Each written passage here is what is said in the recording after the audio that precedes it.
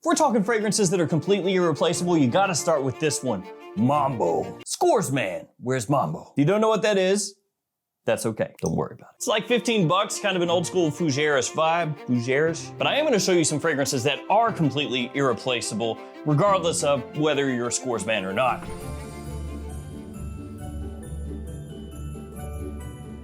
Hey friends, Ash here, welcome back to Gents. Hope you're well, everything linked in the description below. We begin where all things must begin, Dior Homme Intense. I hate featuring this all the time when I talk about fragrances that are irreplaceable or fragrances that I would buy immediately again, but it just is what it is. I love iris-based fragrances. I love them basically in any way, shape, or form that they come. This one is more of that makeup-y, lipsticky, creamy, lightly sweet, but very classy type of iris. It has amazing performance. It lasts forever. It projects like a monster. The only issue with it, if you want to call it an issue, is that it's more of a special occasion fragrance. This is more that type of thing that you bust out at a formal event or a special event. Definitely more of a nighttime fragrance as well. You know, it's like a suit and tie type of vibe. Also has like a little chocolatey vibe to it. It smells just amazing. The quality, top notch, especially compared to a lot of things coming out nowadays. It is way more popular in Europe than the US. Shout out to you Europeans. You know what the deal is when it comes to this one. You get big points for that, for sure. This is amazing. Irreplaceable, period. And of all the designer fragrances I own, I have more bottles of Dior Homme Intense than anything else. Earlier bottles, mid-year bottles, newer bottles, like I have just a bunch of DHI. And so if we're talking about something that to me is irreplaceable, I start there. Another one I find completely irreplaceable is this one right here, Wanted by Night. This one is nearly forgotten at this point. You know, anybody that got into fragrances over the past 2-3 years, they don't even care about this one anymore. They're all about the Most Wanted. Whether we're talking about the Eau de Toilette Intense, the original The Most Wanted, or the Most Wanted Parfum, Wanted by Night, getting no love. And this comes from a different time, a time where Azzaro did not have amazing atomizers, but they did have atomizers that worked. Because you saw how the atomizer worked on that one just now, right? Not amazing, but okay. Look at these new ones.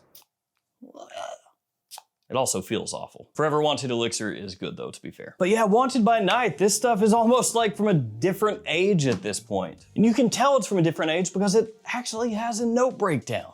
That's crazy. More than 3 notes? How do you expect me to make any sense of that? My attention span is 15 seconds. If I have to read more than 3 words, man, I just tune out. So this one has cinnamon, it has mandarin orange, it has lavender, additional dried fruity notes, it has tobacco, it's got cumin, incense, vanilla, cedar, leather, like there's just all kinds of things going on here. It's a great woody, spicy fragrance balanced out with an almost tart sweetness. It cuts through the cold, it smells unique, it's sexy, it's perfect for a night out. Fall and winter time, this will have you smelling quite unique because this is from a time where a lot of brands were popping things out that were trying to do things, you know, slightly different. Brands were kind of trying to figure out what's the next big thing. And once they figured out what that was, everybody kind of matriculated and started doing those things. But this stuff right here, it stands out really nicely. And talking tobacco, this one is a fragrance I absolutely adore. This is Zenith Tobacco. Kind of a boring flanker name, tobacco, but that's what it is. So this smells quite similar to Tobaccolor by Christian Dior, which is quite pricey. Yes, it is expensive. And for me, the quality of Zenith Tobacco, very high compared to the price point that you're gonna pay to pick it up. It has honey, it has chocolate, obviously it has tobacco. There's mandarin orange, there's caramel, there's tonka, there's a little bit of patchouli and oak moss as well. So it's a lot of sweetness in there from the opening into the mid, into the dry down. And it's not balanced out heavily with like a lot of freshness or you know, with a bunch of aromatic notes or something else. Instead, you just get a little bit of woodiness that kind of lays a base that the other notes play off of, but mainly it's gonna be about that sweetened up tobacco, just different facets of sweetness as it dries. Especially that chocolate off the top, kind of like a dark chocolate when it hits your nose. For me, it just scratches that expensive tobacco itch at a low tobacco price. And realistically, not too many people are rocking this outside of the fragrance world, so really like that one, and I'll keep it forever. The next one is a go-to for me, and it always has been since it came out.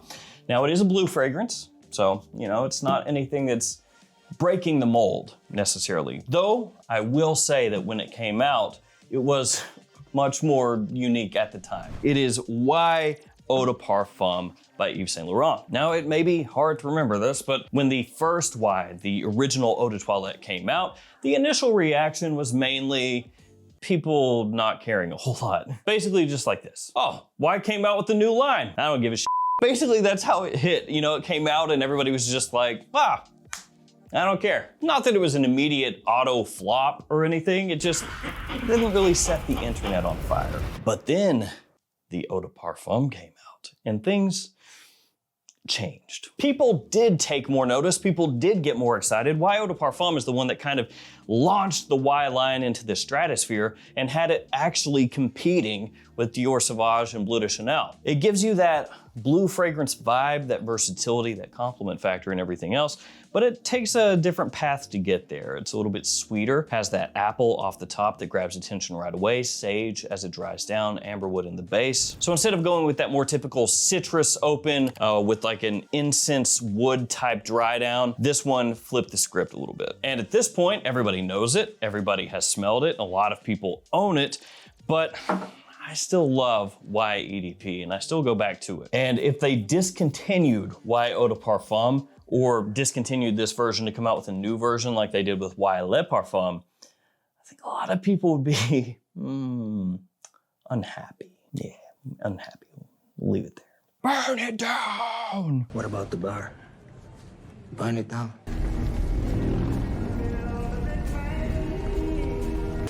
A quick update, guys. The codes have changed for JOMASHOP. Also may have some new codes coming your way soon for other new stores. But for now, if you shop at Gift Express, Fragrance Lord, Frag Flex, or Perfume Box, or any of these other stores, use these codes here to save yourself a little extra cash over their listed prices. Next in, I gotta go with right here, Code, but not any code, it is the Parfum. And Code has been going through almost an identity crisis, or at least in my mind, that's kind of how it's been. Because for the longest time, if you saw a bottle that looked like this, you knew that is Armani Code. By the way, this is Code Ultimate, and discontinued. But you saw this shape and you were like, that is Armani Code. And then they introduced this newer style right here, where it had this little almost like ribbon that goes around the bottle. And then for some reason, somebody at Armani was like, yeah, I don't like any of that. I like this. So we got this new Code bottle style, which at this point, all of the Code fragrances that currently exist anyway, have matriculated to. Sorry, buds. And it's sort of an identity crisis because they discontinued almost everything. You know, they discontinued Absolute and Profumo and everything else under the sun. And then when they moved Code Eau de Parfum from, you know, this bottle style to the new bottle style, they actually discontinued that, at least in terms of the fragrance itself. The name stayed the same. So the new Code Eau de Parfum ends up smelling kind of similar to how Code Profumo used to smell, which they had discontinued. Code Elixir comes out and it smells kind of similar to how Code Absolute used to smell. It is a friggin' mess. And it just ends up feeling like somebody at Armani is trying to figure out what to do, but they're not exactly sure. But within all of that wreckage, within all of that mess, Code Parfum still smells great. It's once again an iris fragrance, but different from Your Homme Intense over here. The iris in this one, in Code Parfum, is actually fresher. So it's fresh, it's clean, but it is still classy and sexy. And in spite of this being the Parfum version of Code, you know, you would think it's gonna be heavy, only for evenings during winter. It actually ends up being a versatile fragrance you can wear pretty much year round. It smells fantastic. It gives you that wearability, but it's also interesting enough that if you're really into fragrances, you'll find some nice complexity and depth here. So it's a great release, just kind of among the wreckage of what's going on with the Code line right now as they try to figure out what exactly are we doing here. The next scent, which is Irreplaceable, is one that gives you a very, very pricey smell and a very affordable price point. And that's because it smells similar to a Clive Christian fragrance, which if you're aware of Clive Christian, everything they make is very, very pricey. Specifically Blonde Amber. And the fragrance is this one right here by Maison Azzaro, Faris Al Arab. So this is gonna be firmly in the fall winter camp. It's that type of scent profile. It is quite sweet and warm. It has sugar as a note, so you kind of know right away what the deal is. Also vanilla, cashmere, cherry liqueur, so a nice little booziness. And then amber and woods as it dries down. And the way that the woods hit could almost like fool you into having a faint waft of smokiness in there as well. The projection, the longevity, both solid. This stuff right here, just kind of further showing how much better a lot of these cheap cologne houses have gotten. Because I've talked about this before, but you go back 4 or 5 years even, and a lot of them frankly sucked. Like it was a complete coin flip as to whether you were gonna get something that was wearable or something that smelled like bug spray. And now you move forward in time and like it's flopped from 50-50 to like 80-20, with the 80 being that it's gonna be really good and the 20 being not so good. That still does happen. But that one, good. Le Male Elixir, gotta keep that. Looks like in 2026, we're gonna be getting Le Male in blue. I don't know if there's gonna be a couple releases or just that one, but something very different from this that's looking more like a Le Male blue fragrance, which I am excited for. I hope it's extremely good. But this one right here, this followed up on the heels of Le Male de Parfum. It was followed by Elixir Absolu. And of those three, which actually I like all three a ton, this is the one that I myself have worn the most. Now it is sweet, so be aware of that. It's gonna have more sweetness, frankly, than both Le Parfum and Elixir Absolu. It is another fragrance that has tobacco as a note. There are a few of those up here, but I would say it does not have too much tobacco in actuality. So when you smell it, it's not like a big pipe tobacco or anything like that. Instead, this one has that lavender and mint combo that's gonna tie it back to the Le Male line in general, but then you also have a lot of honey in here. You have tonka, you have vanilla, and also benzoin. So a lot of sweetness. Initially, a little bit of a clean, brisk, aromatic pop, and then all that sweetness, kind of like sticky sweetness, comes out the more that it stays on your skin. Performance, fantastic. Absolutely love this stuff. And there are a lot of great clones of this fragrance. Well, some better than others, but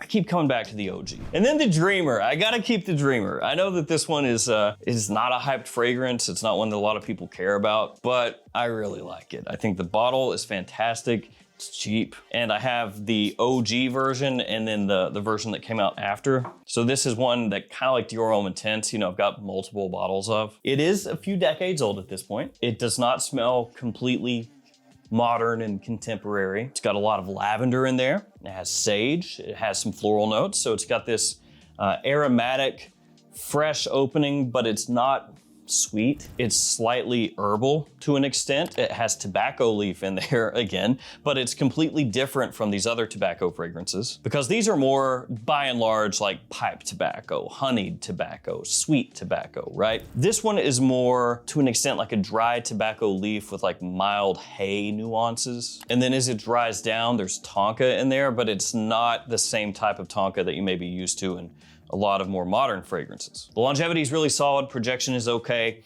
It's a fragrance that I have a lot of good memories with. It's something that over the years I have worn a pretty solid amount, and it just kind of scratches that slightly old school vibe for me. I know some people are gonna be like, oh, it's 30 years old, it's not that old school, but I mean, at this point it is. Also dig this Nitro Red. This stuff is very affordable. You can pick it up for a low price most places. And it smells really similar to Invictus or Invictus Aqua if it had a slight injection of BR540. So it could also remind you of things like Hawas or Hawas Ice, because those are also kind of playing in the ball field of Invictus type scents. It's really sweet, very strong when you first spray it on. You've got bergamot in there, you have apple, you've got lavender, watermelon. As it dries down, a little bit of amber and woods as well. Also kind of like an aquatic type vibe, like a little sea salty to an extent, which that's also actually gonna tie in with the watermelon, how it comes across. It's just one of those things that on the cheap, it has great versatility, compliment factor, everything else. It does though lean pretty youthful, so you have to be okay with that. We're gonna finish off with this right here, Terre d'Hermès,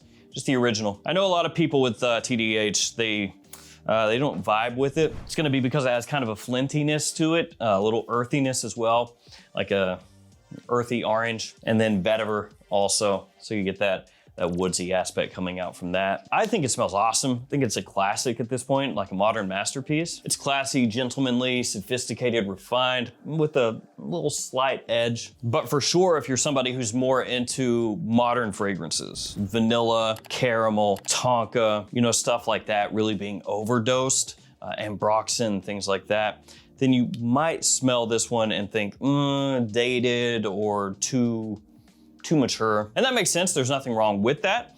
Just be aware, if that's like what you're into, then you don't really need to mess with it. I would say that if you're really trying to get into fragrances and learn a whole lot about them, seek it out. You know, find it at a store or something, spray it on, wear it, stuff like that. But if it doesn't jive with you, you know, don't buy it just to be like, well, I have it, but I hate it, but I have it. But if you're into fragrances like that, then to me, it's irreplaceable. So there we go, those ones right there, some cheap ones, some slightly more expensive ones. These ones I find irreplaceable for me. Like, I have to have them. There are other fragrances that smell similar, but I gotta have these, you know what I mean? Let me know in the comments something that you find irreplaceable yourself, whether it's cheap, expensive, in the middle, doesn't matter. Thank you guys for hanging with me. Stay safe out there, take care of yourselves, and I'll see you tomorrow with another fragrance video. See you guys.